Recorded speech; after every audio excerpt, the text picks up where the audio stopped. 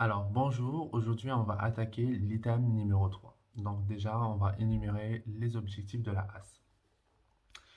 Alors, d'abord, c'est analyser les principes du raisonnement hypothético-déductif et de la décision contextualisée en médecine, décrire la démarche EBM, en préciser les limites, apprécier dans chaque situation clinique le poids respectif des trois types de données constituant une approche EBM, préciser la notion de niveau de preuve dans son raisonnement et dans sa décision, identifier les circonstances d'une décision médicale partagée avec le patient et son entourage, préciser les notions d'efficacité, d'efficience et d'utilité dans le raisonnement et la décision médicale, comprendre et apprendre la notion de discussion collégiale pour les prises de décision en situation de complexité et de limite des savoirs.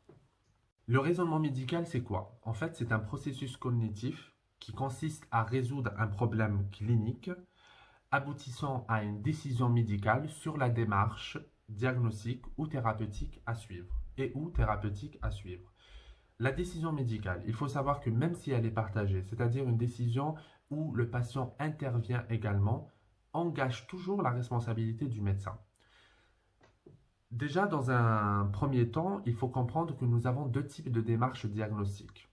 Vous avez la démarche dite analytique et vous avez la démarche non analytique. La démarche analytique qui est hypothético-déductive, c'est-à-dire vous allez émettre des hypothèses suite à votre examen clinique. Vous avez complété en recueillant d'autres données, notamment basées sur des examens paracliniques. Vous allez analyser toutes les données, vous allez vérifier vos hypothèses diagnostiques et vous allez formuler un diagnostic final de présomption. Ça, c'est la démarche qu'on utilise le plus souvent. Le deuxième type de démarche, c'est la démarche non analytique de reconnaissance immédiate. C'est-à-dire, par exemple, vous avez un patient qui vient avec un souffle cardiaque fébrile, vous pensez directement à une endocardite infectieuse. Vous n'allez pas faire de l'analyse. C'est de la reconnaissance immédiate basée sur vos connaissances, sur votre mémoire. Alors, on va maintenant ouvrir une grande parenthèse pour parler de l'approche bayésienne. En fait, qui est un modèle de raisonnement qui n'est pas du tout naturel, qui est basé sur l'EBM, l'Evidence Based Medicine, et qu'on n'emploie pas couramment, qui est basé sur le théorème de Bayes et qui conçoit la probabilité diagnostique comme le résultat de deux probabilités. Une probabilité pré-test émise a priori et une probabilité post-test émise a posteriori. Quand j'emploie le terme test, ici c'est au sens large du terme. Ça ne veut pas seulement dire, seulement vouloir dire un examen paraclinique, mais ça peut également vouloir dire un signe clinique de sémiologie ou une donnée anamnestique ou bien plusieurs signes à la fois. Donc, vous avez une probabilité pré-test, une probabilité post-test. La probabilité pré-test, on va un petit peu la décortiquer. La probabilité pré-test est mise a priori de manière implicite par le médecin selon ses impressions, selon ce qu'il pense. Par exemple, je pense que ce patient a une TVP. Je dis ça seulement, c'est une impression. J'ai une impression. Ça permet d'élaborer une probabilité pré-test. Donc, soit de manière implicite, soit de manière explicite à l'aide de modèles de prédiction clinique. Comme dans l'exemple de la TVP, vous avez les critères de Well. Donc, c'est un modèle de prédiction clinique. Le modèle de prédiction clinique, c'est quoi? C'est un modèle mathématique qui est dérivé et validé à partir d'études épidémiologiques cliniques et qui permet de nous aider à établir des probabilités que le patient ait une pathologie, c'est les modèles de prédiction diagnostique, qu'il va répondre favorablement à une thérapeutique, c'est les modèles de prédiction thérapeutique, ou bien la probabilité qu'un événement intercurrent va survenir chez lui, c'est le modèle de prédiction pronostique. Donc, vous allez établir une probabilité pré-test, et puis vous avez la probabilité post-test, qui est mise a posteriori après avoir obtenu les résultats du test que vous jugez utile dans le contexte du patient. Donc cette probabilité post-test, elle est variable selon la probabilité pré-test et selon les caractéristiques informationnelles intrinsèques du test en lui-même, qui vont être les caractéristiques qui vont être quantifiées par les rapports de vraisemblance. Alors c'est quoi les caractères informationnels intrinsèques? C'est tout simplement la sensibilité et la spécificité du test qu'on va un petit peu détailler quand même. Alors, on va parler des performances informationnelles d'un test. Dans un premier lieu, on va établir notre tableau de contingence. Donc, vous avez ici le résultat du test. Et là, vous avez votre population de malades, M+, et vous avez votre population de sujets indemnes de la maladie ou de sujets sains, c'est-à-dire les non-malades, M-. Et là, vous avez votre test qui est positif, résultat du test, ou négatif. Donc là, vous avez, si le test est positif et que le malade est réellement positif, ça veut dire c'est les vrais positifs. Si par contre le test est positif mais que le sujet n'est pas malade, c'est tout simplement les faux positifs. Si par contre le test est négatif et que le malade n'est réellement pas malade, et donc indemne, c'est les vrais négatifs. Et du coup là, il nous reste le test est négatif mais le sujet testé est malade, c'est-à-dire c'est les faux négatifs. Donc, dans les performances intrinsèques, ça veut dire c'est les performances qui ne vont pas varier avec la prévalence ou la probabilité pré-test de la maladie étudiée. Donc, la prévalence n'a rien à voir là-dedans. Performance intrinsèque. Vous avez la sensibilité. C'est quoi la sensibilité? C'est tout simplement la probabilité que le test soit positif, c'est-à-dire T+, si le sujet est atteint de la maladie M+. La sensibilité est égale à la probabilité conditionnelle que le test soit positif si le sujet il est malade.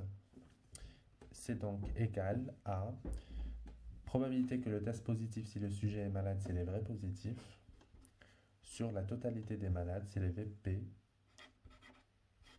plus faux négatifs. Alors, cette sensibilité, un test très sensible est utile pour exclure le diagnostic de la maladie.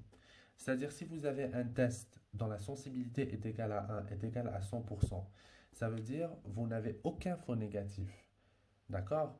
Ça veut dire que le sujet, ça veut dire si le test pardon, est négatif, le sujet est indemne de la maladie parce que vous n'avez pas de risque de faux négatif. C'est ce qu'on appelle SNOUT, Sensitivity Negative Rule Out.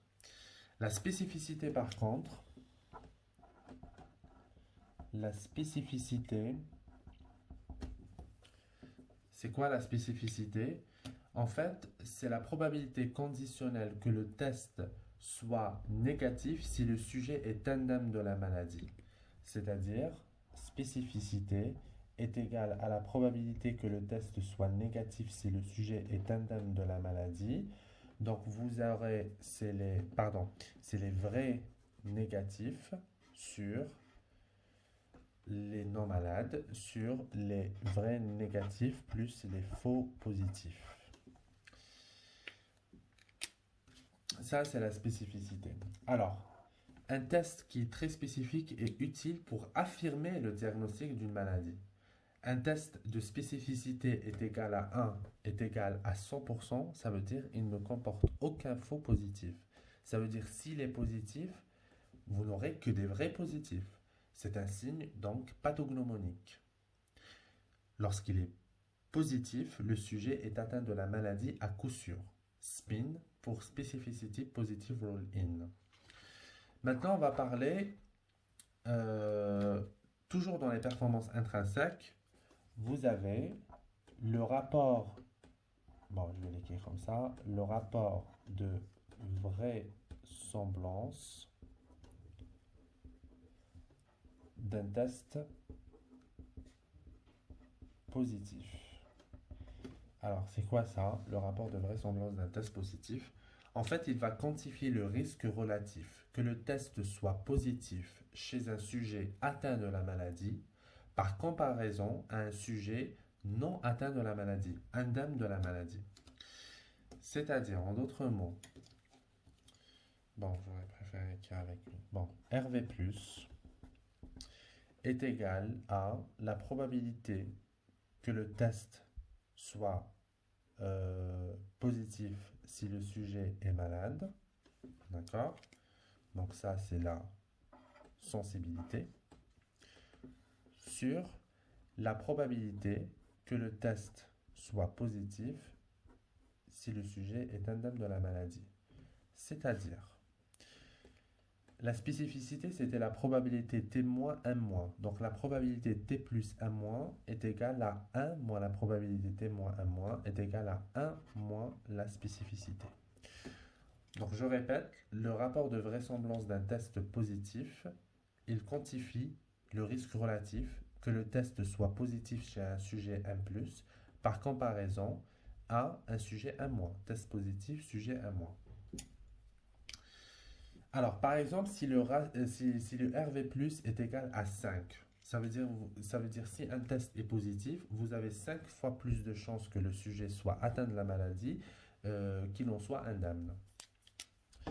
Le rapport de vraisemblance d'un test négatif cette fois-ci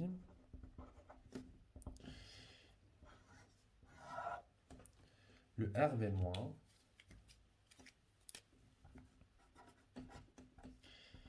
est égal, en fait, il va quantifier le risque relatif que le test soit négatif chez un sujet 1+, attention, 1+, par comparaison à un sujet 1-. Donc, c'est la probabilité que le test soit négatif chez un sujet 1+, sur la probabilité que le test soit négatif chez un sujet 1-. Donc, la probabilité que le test soit négatif chez un sujet 1-, c'est simple, en fait, c'est la spécificité. Par contre, la probabilité que témoin sur 1+, alors que la sensibilité, c'est probabilité T plus 1+, donc la probabilité T moins 1+, c'est 1 moins la sensibilité. Donc ça, c'est le rapport de vraisemblance négatif qui est toujours inférieur à 1. Par exemple, si vous avez un rapport de vraisemblance est égal à 0,2, ça veut dire que si le test est négatif, vous avez 5 fois plus de chances que le sujet soit indemne de la maladie plutôt qu'il en soit atteint, parce que c'est un rapport de 0,2 entre le 1+ et le 1-. Alors, classiquement, on va considérer qu'un test est informatif s'il possède un rapport de vraisemblance positif supérieur à 10 ou un rapport de vraisemblance négatif inférieur à 0,1. Mais c'est un seuil qui reste à moduler, qui n'est pas à apprendre. Maintenant, on va parler, pour ne pas gâcher le truc, les performances extrinsèques.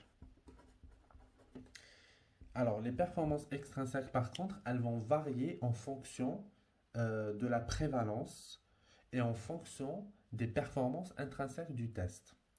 Vous avez la valeur prédictive positive, qui est la probabilité que le sujet soit malade si le test est positif. En fait, c'est un petit peu le contraire de la sensibilité. C'est-à-dire VPP est égal à la probabilité que le sujet soit malade si le test est positif. Donc en fait, c'est l'inverse de la sensibilité qui était probabilité T plus 1+. Là, c'est la probabilité 1+, T+. Donc en fait, probabilité 1+, T+, c'est les vrais positifs sur les vrais positifs plus les faux positifs. VPN, valeur prédictive négative, c'est la probabilité que le sujet, VPN, c'est un peu compliqué, mais bon, on se retrouve avec un peu d'exercice. Le VPN, c'est la probabilité que le sujet soit indemne de la maladie si le test est négatif, est égal du coup au vrai négatif sur les vrais négatifs plus les faux négatifs. Alors, ce qu'il faut savoir, c'est que pour une même prévalence de la maladie, plus un test il est sensible et meilleur est sa VPN. Un résultat négatif conforte l'absence de maladie. Et plus un test est spécifique et meilleur est sa VPP. Un résultat positif conforte le diagnostic suspecté. La valeur prédictive positive diminue et la valeur prédictive négative augmente quand la prévalence de la maladie diminue. Donc voilà, c'est tout ce qu'il faut savoir sur les performances informationnelles d'un test. Alors l'analyse décisionnelle, c'est quoi? En fait, c'est une technique de modélisation qui permet d'aborder des problèmes complexes en les décomposant en des problèmes élémentaires plus facilement abordables. On va parler maintenant de la démarche thérapeutique. La démarche thérapeutique, vous avez d'abord le choix de traiter, qui se base selon un raisonnement physiopathologique, c'est-à-dire vous comprenez le mécanisme de la pathologie et du coup vous allez déduire le traitement adapté. Vous avez une démarche analogique selon les habitudes, selon vos habitudes en tant que clinicien, et puis vous avez une démarche basée sur les preuves, evidence-based medicine. Vous avez également le choix de ne pas traiter, soit parce que vous n'avez pas de traitement connu, soit parce que les symptômes du patient ne nécessitent pas de traitement, tout bonnement, ou bien vous avez une décision de limitation ou d'arrêt des traitements actifs, qui est une décision, rappelons-le, collégiale. La décision thérapeutique, il faut savoir toujours qu'elle se base sur un objectif thérapeutique, sur le choix du traitement le plus adapté et selon un calendrier de surveillance que vous devez établir. On va parler maintenant de l'Evidence-Based Medicine, EBM, médecine factuelle, médecine fondée sur les preuves, qui est basée sur l'expertise clinique du praticien, sur les préférences du patient et sur, bien sûr, les données de la recherche. La méthode, vous avez d'abord une formulation de la question selon les critères PICOT, P pour patient, I pour intervention, c'est-à-dire l'élément qui est soumis à évaluation, le C pour comparateur qui est la situation de référence, et vous avez le O pour outcomes, les critères de jugement, T pour time, c'est l'horizon temporel, c'est-à-dire l'échéance à laquelle vous devez prendre une décision. Donc d'abord, vous allez formuler la question, c'est la première étape. La deuxième étape, vous allez analyser la littérature. Vous allez interpréter, évaluer les résultats selon la pertinence clinique de la littérature que vous aurez consultée, selon également l'applicabilité et selon la méthodologie utilisée. Et puis, vous allez appliquer au patient ces résultats. Les limites, c'est que vous ne pouvez pas les appliquer en temps réel au lit du patient. C'est-à-dire que ce n'est pas en instantané. Vous avez toute une méthode à effectuer. La deuxième limite, c'est que vous avez pas mal de domaines pour lesquels il n'y a pas de niveau de preuve. On va parler maintenant des niveaux de preuve établis par la HAS et les grades. Vous avez le grade A, preuve scientifique établie, qui correspond à un niveau de preuve 1, qui correspond soit à des essais comparatifs randomisés de forte pertinence, soit à des méta-analyses d'essais comparatifs randomisés, soit à une analyse de décision basée sur des études bien menées. Le grade B, c'est une présomption scientifique qui correspond à un niveau de preuve 2, qui correspond soit à des essais comparatifs randomisés, mais cette fois-ci de faible pertinence, soit à une méta-analyse d'essais comparatifs, mais non randomisés, mais bien menés, soit à des études de cohorte. Le grade C, ça veut dire que c'est une preuve qui est non établie ou faible niveau de preuve qui correspond soit à un niveau de preuve 3, c'est les études 4 et moins, soit à un niveau de preuve 4 qui correspond à des études rétrospectives et 4 séries, soit à des études comparatives randomisées ou non mais qui comportent des billets trop importants, soit à des études épidémiologiques descriptives. Alors, on va parler maintenant de la décision médicale partagée, qui est le meilleur compromis entre le modèle paternaliste où seul le médecin décide pour le patient et le modèle informatif où le médecin donne l'information au patient et seul le patient décide pour lui-même. Dans la décision médicale partagée, les deux partenaires vont contribuer à la décision, mais elle engagera toujours la responsabilité du médecin, c'est très important. Le contexte de décision collégiale. Alors, la décision collégiale, elle s'applique soit quand le patient est hors d'état d'exprimer sa volonté, soit dans les situations de fin de vie en soins pâles, soit dans les situations de limitation ou d'arrêt des traitements actifs. Ce qui est sûr par contre, c'est que la décision collégiale ne peut s'appliquer aux situations d'urgence où seul le médecin responsable des soins directs du patient est à même à prendre des décisions dans le contexte urgent. Voilà pour l'item 3. Bon, c'est vrai que c'était un peu lent. En fait, l'item en lui-même est très très simple, mais il y avait pas mal d'à côté qui sont utiles pour la SCA et c'est pour ça que j'en ai parlé. Voilà. Bon courage et puis on se revoit très vite pour l'item 4.